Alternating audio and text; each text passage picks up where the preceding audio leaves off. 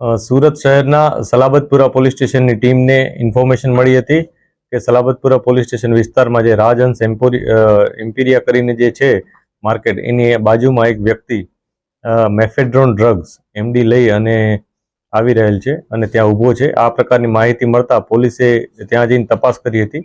આ વ્યક્તિ મળી આવ્યો હતો, જેનું નામ સલીમ લુકમાન શેખ છે અને એની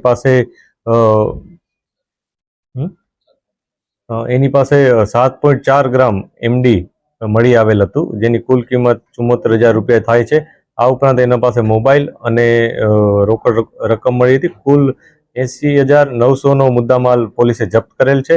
આ જપ્ત કરેલ મુદ્દામાલ બાદ જે આરોપી છે એની વધુ તપાસ કરી હતી, તો જેમાં જાણવા મળ્યું હતું કે જે એમડી છે એ પોતાના એના જ પુત્ર સોનુ ઉર્ફે તોફીન ઉર્ફે સોનુ કરીને છે, એની પાસેથી લાવ્યો હતો અને આગળ છૂટક વેચાણ કરવા માટે લઈ જતો હતો. આ જે બંને વ્યક્તિ છે એમાંથી એકની ધરપકડ થઈ છે.